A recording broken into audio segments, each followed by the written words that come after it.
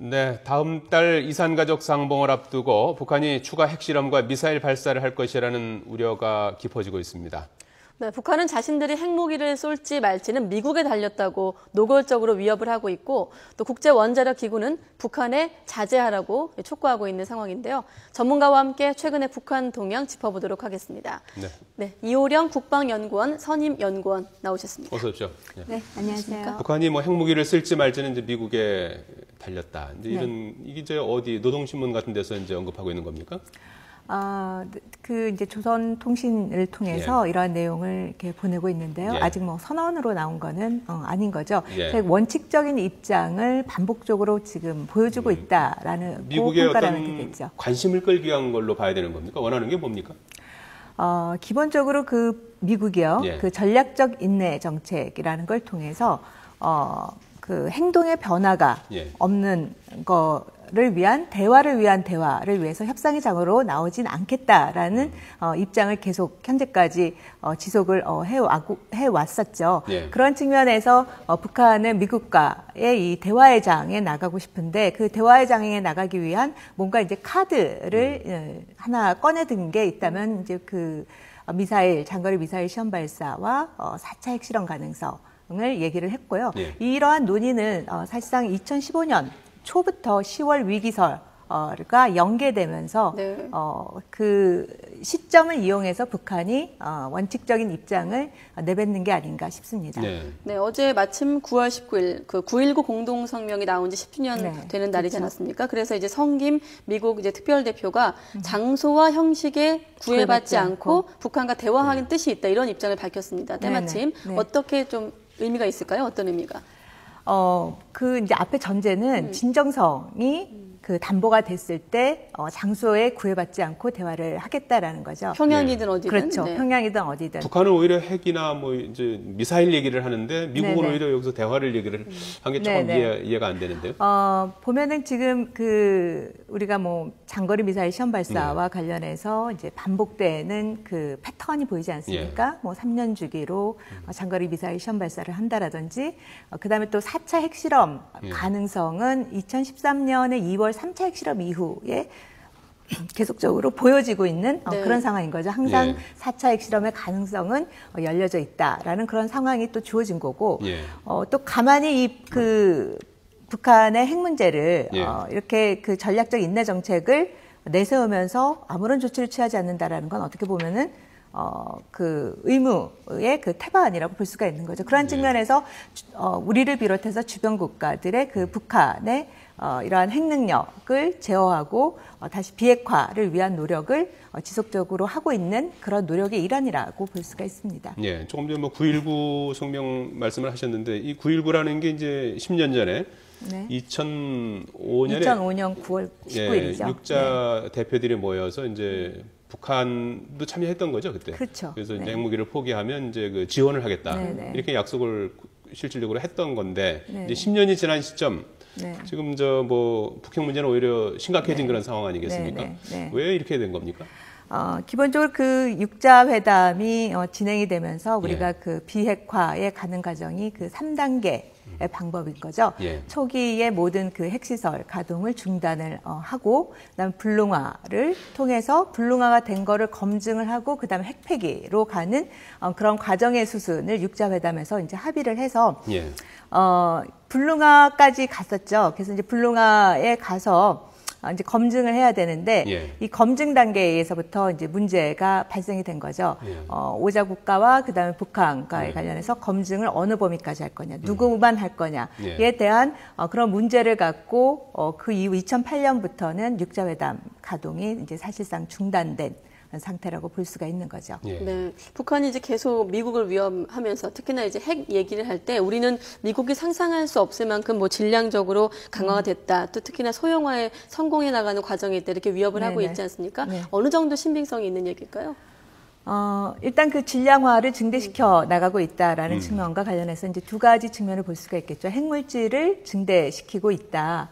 해서 그 플루토늄과 고농축 우라늄을 볼 수가 있는데요. 일단 고농축 우라늄과 관련해서는 우리가 탐지하기 어렵지만 또 원자로 그 영변에 있는 원자로 시설 옆에 또 그 우라늄 농축 시설이 증축된 걸 봐서 농축 우라늄의 양도 증대가 되고 있다. 예. 또 그다음에 2013년 2월에 그 3차 핵실험 이후에 4월에 다시 영변 원자로를 재가동하겠다라고 예. 선언을 하고 2013년 8월부터 영변 원자로가 재가동이 지금 되고 있는 거죠. 지금까지. 예. 지금까지 이렇게 재가동이 되고 있는데 2년에서 2년 반 정도가 되면은 플루토늄 추출을 위해서 이제 가동을 중단을 해야 되는 시점이 온 거죠. 그런 측면에서 지금의 시점, 그다음에 연말, 연초 정도 되면은 가동을 중단을 한다면 그거는 또다시 플루토늄을 추출하기 위한 한반도의 또 핵위기 카드를 꺼내들 수 있는 그런 시점이 왔다라고 볼 수가 있는 거죠. 그런 측면에서 이런 걸 가미해서 북한이 그 대외적으로는 질량이 증대를 하고 있다라는 점을 강조를 하고 있는 거고요. 예. 기술적 측면에서 보다 더 나아졌는가라는 예. 거와 관련해서 많은 것들이 그 요소가 네. 복합적으로 그 설명이 되어질 때 기술적인 능력이 증대됐다라고 할 수가 있지. 핵실험과 관련해서도 뭐 1차, 2차, 3차에서 핵 위력 증대만 보여진 거죠. 그거는 그냥 보여진 건데 그게 핵 기술 능력이 증대됐다고 해서 폭발력이 위력이 증대됐다기보다는 물질의 양을 더 많이 넣으면 규모가 더 크게 폭발되는 거기 때문에 그런 것도 조금 더 조심스럽게 관찰해야 될 대상이 아닌가 싶습니다. 그렇죠. 이런 말씀이시군요. 이게 이제 그 핵 기술은 그렇고요. 이제 미사일 기술 같은 경우에는 자신들이 뭐 요격을 못할 것이다. 뭐 불규칙적으로 이렇게 뭐 비행을 하고 심지어는 뭐 기만 탄두까지 이렇게 같이 쏘아 올리기 때문에 미국이 자신들의 그 미사일을 요격하지 못할 것이다. 이렇게 얘기를 하고 있어요. 네. 신빙성이 있다고 보십니까? 그거 이제 관련해서 이제 자세한 것들을 많은 것들을 이제 살펴봐야 되겠는데요. 예. 일반적으로 이제 그 미사일 기술이 개발을 한 그런 그 5대 핵강대 국가들이 갖고 있는 미사일을 보면은 두 가지 기능을 다 갖추고 있는 거죠. 일단 추적을 따돌려야 되는 거죠. 예. 그래서 이제 그런 표현을 쓴 거고, 예. 그다음에 탄두와 관련해서도 가짜 탄두를 쏴서 걔가 요격을 한다면 그 사이 진짜 탄두가 목적지에 갈 수가 있기 때문에 그러한 측면에서 기만 탄두가 있는 거고 또 다탄두가 또 발사가 될 때 또 그 중에 또 기만 탄두가 들어가 있는데 그런 것까지 기술이 개발된 상황이라고는 보지는 않고는 있습니다. 네, 이런 상황에서 IAEA도 북한의 핵실험 시도에 우려를 나타냈습니다. 자제하라 이런 촉구를 하기도 했는데 핵실험 징후를 포착했다고 했거든요. 앞서 교수님께서 좀 복합적으로 봐야 한다고 하셨는데 IAEA는 어떤 점들을 좀 확인한 걸까요? 앞에서 말씀드린 걸로 지금 현재 상태에서의 그런 거는 그 영변 원자로인 거죠. 그 가동이 앞에서 말씀드렸듯이 2013년 8월부터 지금까지 가동이 계속 지속이 되고 있고 이게 중단되는 시점이 어딘가 이제 중단될 시점이 왔다라는 측면에서 좀 주의해서 봐야 된다라는 점에서 그런 징후로 설명을 한 것 같습니다. 예. 그리고 북한이 이제 뭐 핵실험뿐 아니라 미사일 발사도 강행하겠다 여러 차례 이제 강조하고 있고 본인들은 뭐 물론 이제 뭐 위성, 과학 위성이다 이렇게 이제 주장하고 있습니다만 2012년 은하 3호 발사가 있었고 이제 3년 만인데 어떻게 뭐 사거리라든지 뭐 이렇게 좀 향상된 기술 이런 것들을 이제 우리 됐다고 실현됐다라고 봐야 될까요? 그거는 이제 모르겠는데 기본적으로 미사일 시험 발사에서 한 번 지금 성공한 거 아니겠습니까? 예.